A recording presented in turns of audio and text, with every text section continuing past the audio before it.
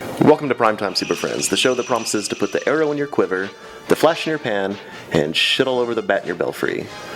We're also here to let criminals know that we are the swinging wang of justice, and it's not gonna suck itself, crime. I'm Michael, your guide to Central City, and I'm joined by my own super friends. First, we have our guide to Gotham, John. Hi. And our expert on all things related to the arrow, Jeremy. Hi, and I think we should call John Guano Man from now on. Oh no, that's not cool. It's not a reflection of me, it's a reflection of the show. Before we dive balls deep into another episode, this show is full of spoilers, so if that's not your thing, get out now. Super Friends, the legendary superpower show. Alright, let's get this party started with Arrow.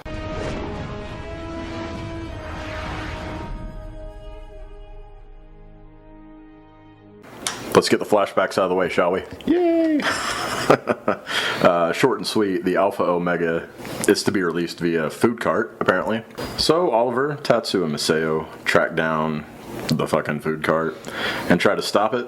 During a fight with Oliver, one of these dudes throws the motherfucker in the air. Now just throw your hands in the motherfucking air and wave the motherfuckers like you just don't care. The vial smashes. It's released. I guess we'll see what happens next week. But who really gives a fuck? That kid's gonna die, and that's all we really need to know. And they didn't really even, there's been no tension about that all season. You've known the whole time. I could not give a shit less when those flashback scenes are on. It's like, do I have to piss? I wish I had to piss, but I don't. Yeah, they've got to rectify that next season, that's for sure. Yes, they do. So getting to the better parts of the episode, the current time stuff, the episode opens, of course, with Thea being taken to the hospital after getting a sword run through her at the end of the last episode. Doctor recommends letting her die, gives Oliver some papers. I assume they were some sort of pull the plug type thing. Maseo uses a smoke signal to summon Oliver so he can say, hey, if you join the League, we can save her with the Lazarus Pit. Do they not have cell phones? I feel like they know enough that, he could have just dialed him up. Yeah, they've definitely called each other in previous episodes. Yeah, that was kind of a... But I guess it's some sort of League tradition, probably. It's a better chance of getting in contact with somebody with smoke signals. I love the fact that he just walked up to Maseo and fucking socked him in the face. Yeah. Yeah, so Oliver goes to explain to Malcolm and Team Arrow what the fuck's going on with the Lazarus Pit. And I don't know why I thought it was funny Diggle was like, Lazarus like the Bible? No, motherfucker, like, I don't know, Cheerios. Lazarus Cheerios. Yes. Is that the name of the bee? Like the Honey Nut Cheerio bee? Was Lazarus? Motherfucker's never gonna die. That's how it keeps sticking around. It stings you and he just keeps coming. Oh god, I picture that bee coming. Ugh. Like out of a stinger? Yes. That's the Honey Nut and Honey Nut Cheerios. Delicious. I love Honey Nut Cheerios. This is pretty good cereal. I'll allow it. If that's what that bee's cum tastes like, that bee and I need to be friends. One more aisle I can't walk down in the grocery store. Don't try this at home, unless you're an animated bee. Felicity goes to Ray Palmer, asks to use his jet, which he agrees, but he also says, hey bitch, you love Oliver, not me. And she's like, sorry about that. Oh. Before they leave, Malcolm recommends Star Labs to save Thea, which, I didn't know they specialized in resurrection. Thought they just make gadgets.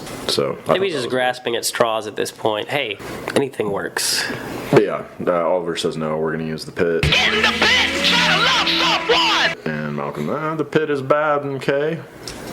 She's gonna come back different. What is the Pet Cemetery thing? Well, dead should be dead is the line I remember from that. Yeah.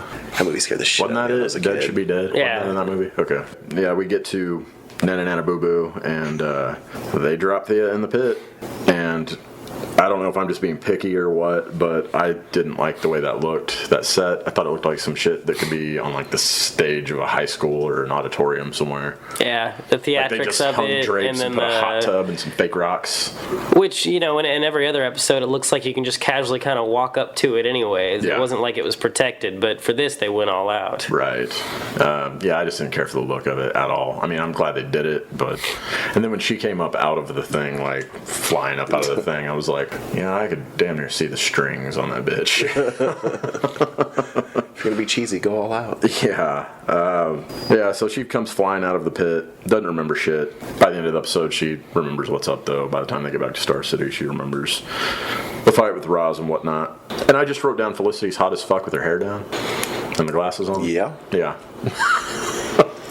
Just wanted to put that on the record. Diggle has a heart-to-heart with Maceo, basically about not being a slave to the League.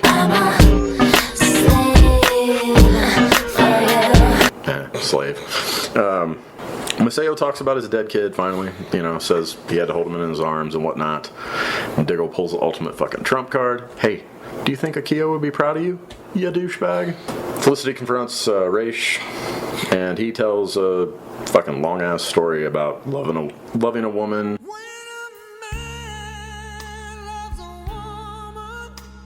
Years ago, mentions that he had a son and a daughter. Did you guys catch that? I did. No. I'm thinking they're gonna change the story a little bit. That's gonna be Damien. That's my thought. That could be interesting. Well, because they could always later on retcon it and have him be like, "Oh, I was lying. He's not my son. He's my grandson." Yeah. Easy enough, right? I think it's Damien on the show.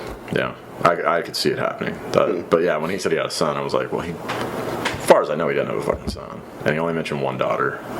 But whatever. Anyway, so he gives Felicity the advice basically to say goodbye to Oliver while she can. Tell him you love him, whatever you want to say. Bitch, go say goodbye with your vagina. That's pretty much what happened. Her vagina talked. More or less. It was it just kind of waved. More of a handshake, maybe, I guess. So yeah, she goes to Oliver's room. They talk for a minute. She says, "I love you," and they get to fucking. And it lingered on that for a little bit, actually. Yeah, I was surprised that scene went so long. Yeah. It was like to the point where I was like, do I have time? Yeah. Why wouldn't you linger on it? That's fucking sexy. I'm not disagreeing. Oh, okay. And when that comes out on DVD, I'll just play that scene over and over again. Set it on loop. Yes. I figured you just edit the video to put yourself in the scene.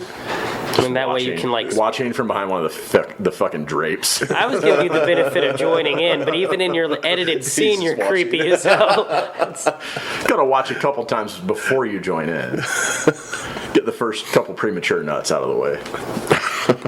You just see the drapes get further and further, stick out further. Exactly. Suddenly there's a big white spot right in the middle of them. Hear you giggling in the background. Giggling from hell, breathing hard. So, after the naked yum yum and nanny nanny boo boo, Felicity spikes Oliver's drink. That was so funny to me. He passes the fuck out, and they try to escape with help from Maceo. No dice. The League catches them in some tunnels underneath the main part of Nana Nana Boo Boo. Oliver wakes up in time to tell them, "Hey, don't kill my friends. I order you as the heir to the demon." Blah blah blah. And he walks them out, says goodbye, returns back to Raish. Maceo confesses that he helped out. And apparently, fucking Ra's al Ghul is a forgiving motherfucker? What is that about? Because he's just like, that was the actions of Maceo, not whatever your fucking ninja name is. Yeah. Yeah, it seemed weird. Yeah. I just assume he's going to kill him later. They brand Oliver with the goddamn TV show's logo. Oh, did they really? Yeah. I didn't catch that. It was that crazy looking arrow thing they showed at the beginning of every episode. He suits up in his black hooded League of Assassins gear. He's a member of the League. And scene. I gotta say, that League outfit looks a lot more cumbersome than his regular Arrow getup. I gotta say, I really didn't like this episode other than the fucking... That's why they put it in there, because that saved the episode. I thought it was okay, but it definitely wasn't their strongest, that's for sure. Well, you just go, okay, he's going to be in the League for what, 2 episodes, maybe 3, and he's going to be done with it, and they're going to fight and come to some sort of agreement that he gets to leave the League. Like a mutual respect thing. Exactly. Yeah. I guess that was why I didn't like it. That and the cheesy looking set. I still love you, Oliver. Yeah, that's it for Arrow. All right, so that's going to do it for Arrow. Next up, John's going to tell us about Gotham.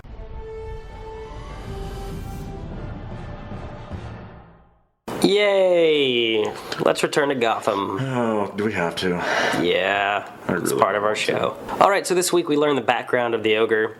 Turns out that he'd had some plastic surgery because he was born with a deformed face, and his mother couldn't stand it, so she left. His father was a butler at some rich lady's house. This guy thought that that was his mommy until he found out it wasn't, and he got mad. And it set him on a course for psycho-ness. I don't know. I didn't give a crap. Most of the show kind of hovered around this ball that was going to take place.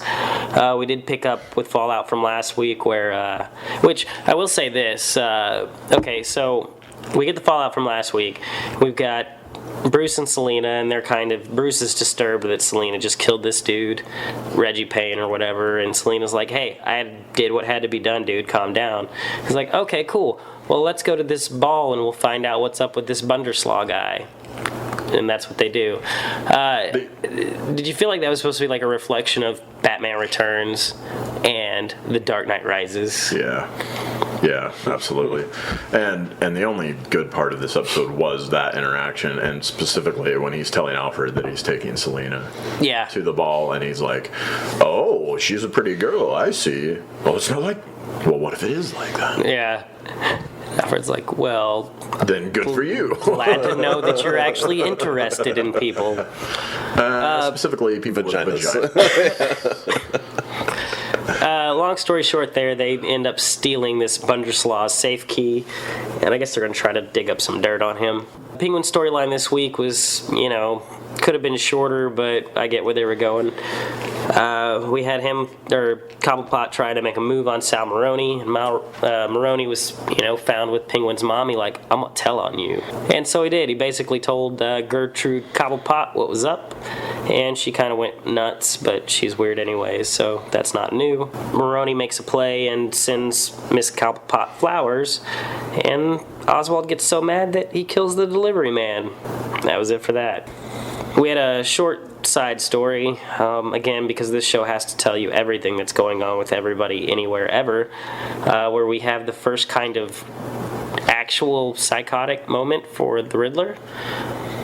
The show starts off early with him stabbing a bunch of watermelons, trying to figure out what's going on with these stabbings of the Ogre killings. And he goes to see this Kristen Kringle, who, he's had feelings for in the past few episodes. Finds out she's getting a little beat up by her boyfriend. He takes issue with that. When he goes to confront the guy, he handles it the way anybody should. And he stabs him to death. So that's kind of our first by the Riddler, I guess. Yeah. It was okay, but I guess I don't know if it's supposed to be lightning or sparks from the train above them or something, but the cheesy ass lighting effects as he's stabbing him, it just happens to spark up. Right, yeah. Fucking stupid. Couldn't he have picked a different fruit? That's sad. Just stab poor watermelons. Maybe he ate it afterward, though. I mean, who's to say he didn't? As long as he ate it afterwards. Or gave it to black people. There are children starving in Africa that would love those watermelons. Why's it gotta be Africa? Wait, that's racist. All right, so we also have Barbara this week, who was being stalked by the Ogre. She winds up going to the ball with this guy, and long story short, winds up back at his place and is all like, ooh, I like what you got going on in this sex dungeon. Yeah, weird bitch, man. Yeah, she's into some weird stuff, obviously. Gordon this week had decided that he was going to take on the Ogre, tried to rush Leslie out of town. And she wasn't having it, said that, she liked the idea of, him loving her and being the victim of whatever would be the consequences of it. She can be in the bath at the beginning of every episode, I'm just saying. Make it a little bit better. Yeah. Yeah, I like her character. Better. It's one of the few that I actually like her character. It doesn't bother me. I like her boobs. That's her character. Oh. So yeah, that's when they find out essentially that the Ogre had been spying on Gordon, didn't realize that he was with Leslie, but thought he was still with Barbara, so that's why he's been pursuing her. So he's going to save Barbara, they're going to get back together, Leslie's going to get pissed off. Why would you get back with Barbara? She's creepy, man. Yeah. She's hot, though, so you put up with some stuff, I guess. But so is Leslie, yeah. And she seems to have it pretty together. Yeah.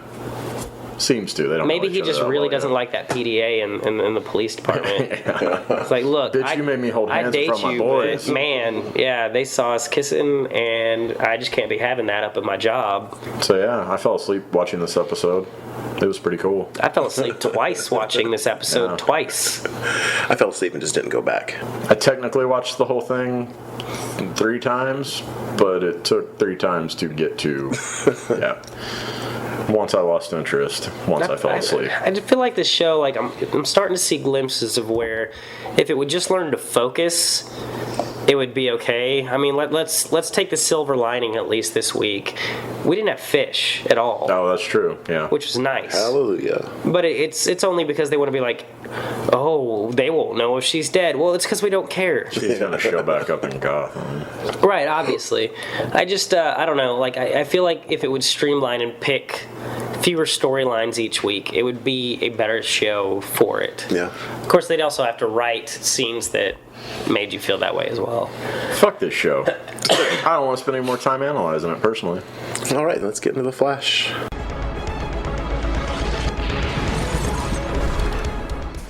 Okay, so starting off the show this week, Barry takes a quick trip to Coast City. Kind of cool. Picks up pizzas. For the crew, they're back trying to figure out what's up with Dr. Wells. It's Joe, Eddie, Cisco, Caitlin, and Barry. Caitlin's still not completely on board with it. She doesn't want to pretty much shit all over the guy that has helped her out through all the trouble she's had over the previous year. What if he's into that? Wait, into what? Being shit on. Oh, okay. I didn't even go there. Weird. I bet he is. Shit on and riding his dildo. Well, if he were actually handicapped, he'd have to shit on Shit on himself? Yeah. Yeah. I guess that just happens, doesn't it? Yep. Poor Well, cripples. I don't think it happens. I mean, he's capable enough to move himself out of the chair to poop. And he is really smart. He could have set up some kind of like tube system. It's funnier if we think he's just sitting there and doo-doo. Oh, what's that smell? We already know what the smell is. It's the dildo he's been riding around It's in on. his ass. That's right, he couldn't shit on himself. The dildo would block it. It would just pour out, squeeze out the sides. Yeah, okay, let's It would look like a shit volcano erupting. and let's Whoa. move on. All right, meanwhile, at the Gold City Bank, an employee stays late and empties out the safety deposit boxes. When Eddie interrogates her the next day, she maintains her innocence.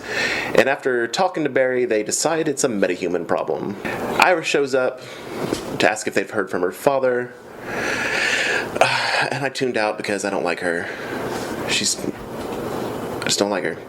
At a local jewelry store, a man enters with with a bunch of merchandise that the jeweler recognizes as being stolen from the bank.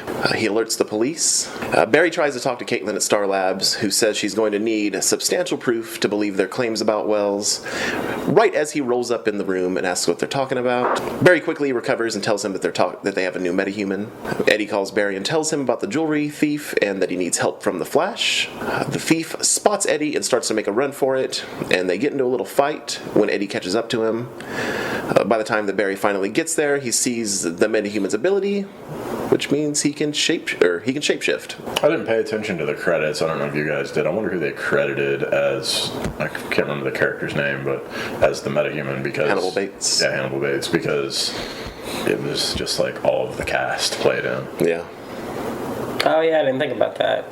Well, I guess at the very end when they had when they had like the Ambiguous Voldemort guy or look to whatever. him. Yeah, Voldemort's a good call. Later back at Star Labs, Barry explains the circumstances of the metahuman's abilities, and they caution him not to engage him because the dude might touch Barry and find out his secret identity. They go through a bunch of cases and they come up with the dude's name, Hannibal Bates.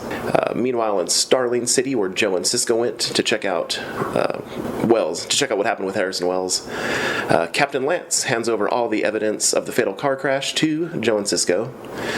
Laurel enters the room, which I didn't find her as ugly in this episode. She was kind of cute looking. Yeah. I don't know what happened, if it's because she was on The Flash, but she looked sexier than I'm telling normal. you, I like It's her the when office she's clothes. not in the canary Yeah. costume. I was on board with it this episode. I'm like, let's clear your desk off and let's yeah. She pulls Cisco to the side reveals that she knows who the fuck the Flash is and that she's actually the Black Canary. I think Cisco might have jizzed his pants a little bit when she said that because he got totally super giddy. I like how easily he gave that up, though, because it's like she listed it all off. Could have been totally bullshitting if she was anybody. And he's just like, how did you know?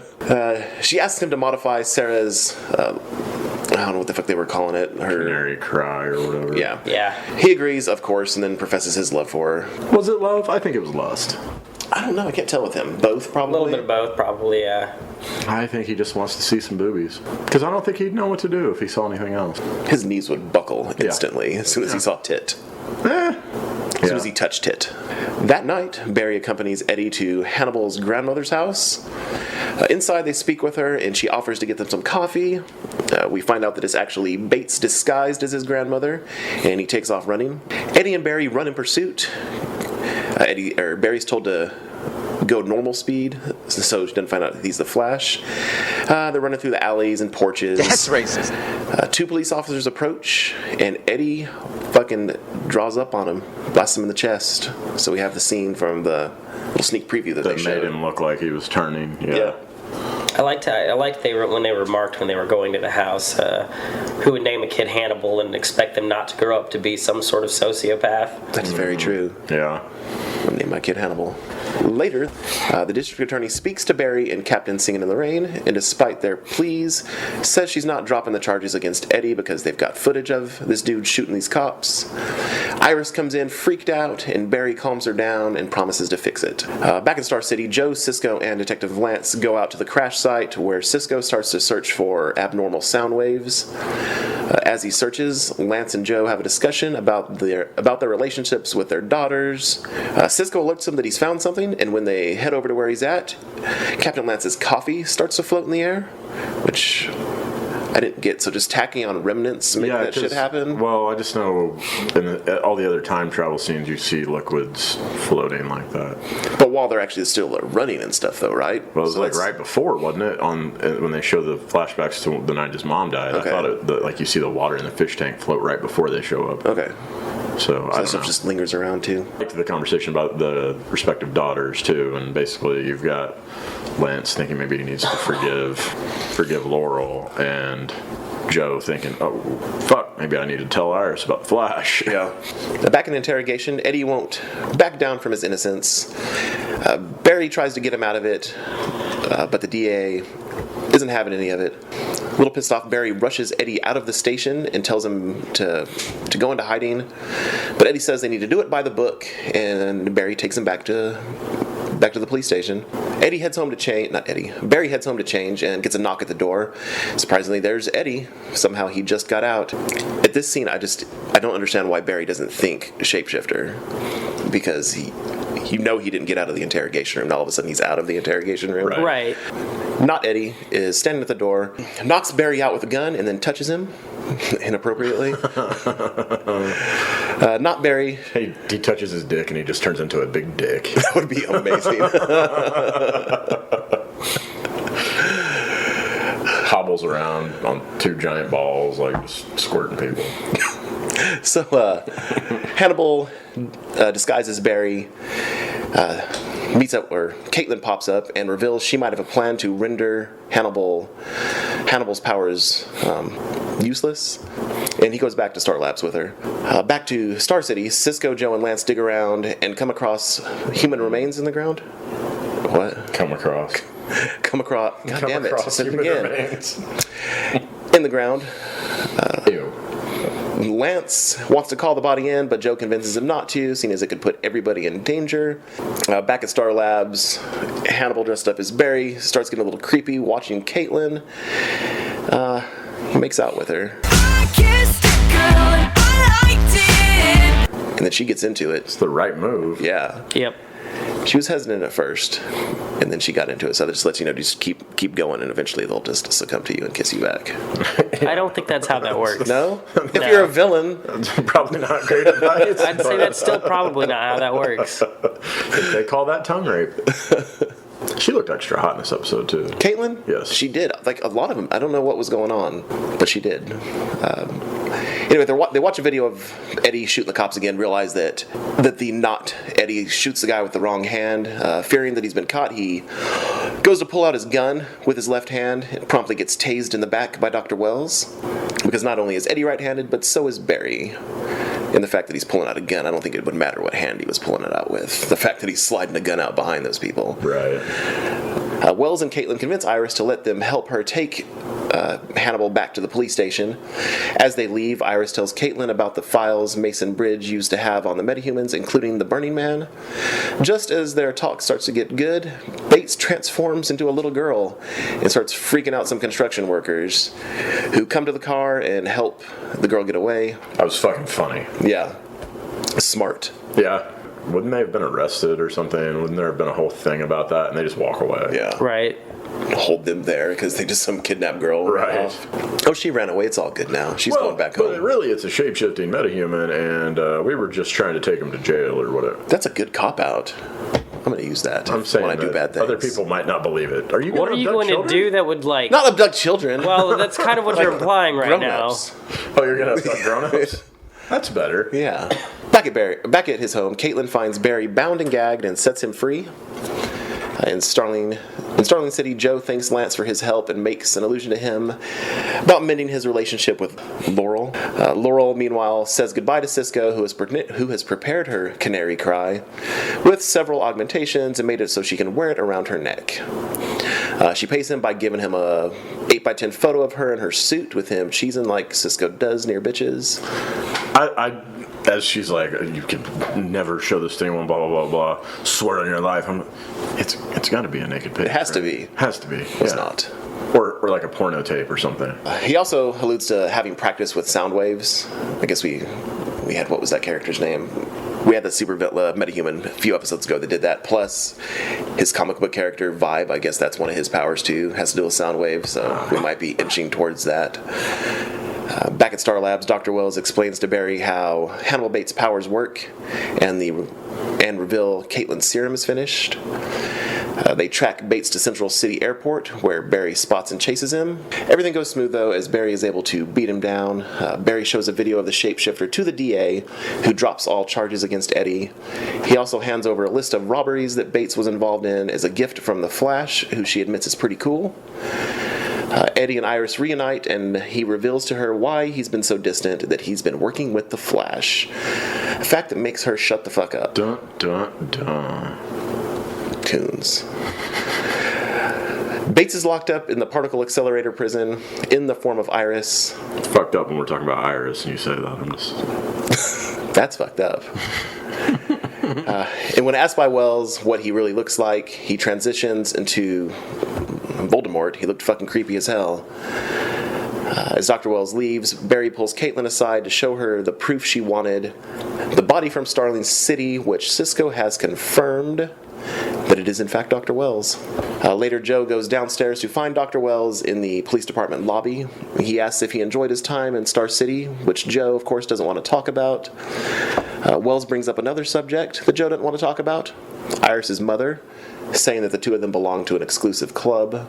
Wells invites Joe out to have another drink sometime.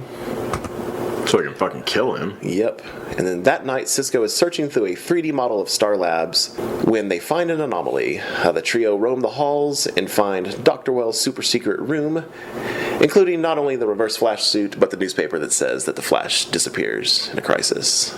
And every time Cisco says, "What the frack," I'm like, just say fuck. I really thought he was going to say it there for a second, and then Bleep realized it what I or was something. watching. Yeah. Just, because, yeah. That's a what the fuck moment, if I've ever fucking seen one. So clearly, Dr. Wells is going to know they've went in that room now. I would imagine. Because when they went through, it looked like they were getting scanned or something as they were going through, too. Well, and it looked like, on the previews for next week, it looks like he literally walks in on them in there. Oh, does he? I missed that. I mean, I don't know if, it might look different in the previews than it really is going to be, but...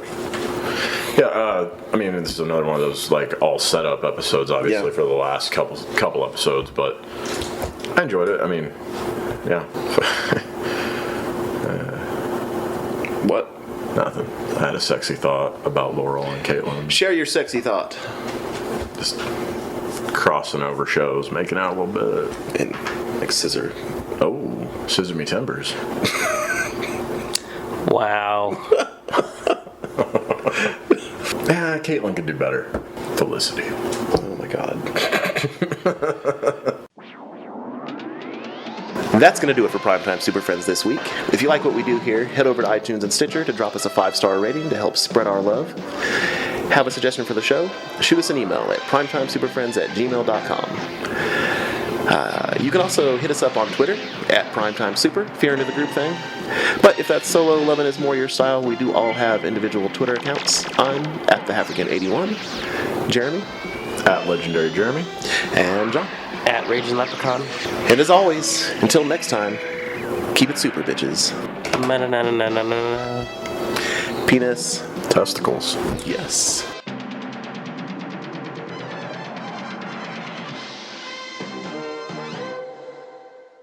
We should reenact that Lazarus Pit scene with the hot tub out there. We could.